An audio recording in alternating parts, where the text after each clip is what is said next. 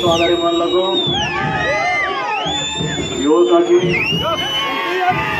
అదే రకంగా తనకల్లు మండల తెలుగుదేశం పార్టీ కుటుంబ సభ్యులకు అందరికీ కూడా పేరు పేరు నమస్కారాలు చేసుకుంటూ ఎర్రగుంటపల్లి గ్రామంలో ఎప్పుడు తెలుగుదేశం పార్టీ తరఫున మేము ఎన్నికల ప్రచారాలు కావచ్చు మామూలుగా కావచ్చు వచ్చినప్పుడల్లా మీరు చూపించేటువంటి ప్రేమ అభిమానాలు ఎప్పుడు కూడా మర్చిపోయినటువంటి తెలుగుదేశం పార్టీకి పెట్టని కోట ఎర్రగుంటపల్లి గ్రామం. ఈ రోజున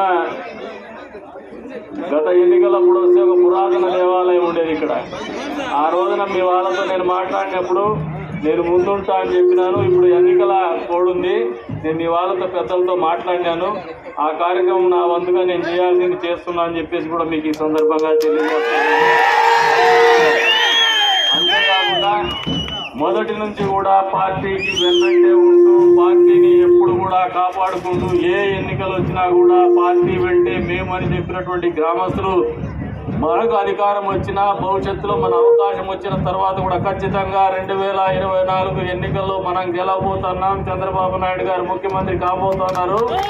వచ్చిన తర్వాత కూడా ఈ గ్రామానికి తెలుగుదేశం పార్టీ అధికారంలో ఉన్న రోజులు, మాకు అవకాశం ఉన్న రోజులు, లేనప్పుడు కూడా మీ ప్రతి కష్టంలో నష్టంలో ఈ గ్రామంలో ప్రతి పండగలో ప్రతి సందర్భంలో కూడా మీరు ఏం ఆదేశిస్తే ఆ కార్యక్రమము పూర్తి స్థాయిలో మనస్ఫూర్తిగా చేస్తామని చెప్పేసి కూడా ఈ సందర్భంగా మీకు హామీ ఇస్తూ, ఎందుకంటే కష్టంలో కూడా మీరు పార్టీ విడిచిపెట్టిపోలా, కష్టాల్లో ఉన్నప్పుడే మరింత ప్రేమ చూపించినారు, మరింత నమ్మకాన్ని చూపించినారు, మరింత పట్టుదలగా పార్టీ కాబట్టి మీరు వ్యక్తిగతంగా కావచ్చు, అదే రకంగా తెలుగుదేశం పార్టీ కావచ్చు, ఎల్లవేళలా ఈ గ్రామ ప్రజలకు రుణపడి ఉందని చెప్పేసి సందర్భంగా తెలియజేసుకుంటూ మరొకసారి మీ అందరికీ కూడా పేరు పేరున ధన్యవాదాలు తెలుపుకుంటూ సెలవు తీసుకుంటున్నాను.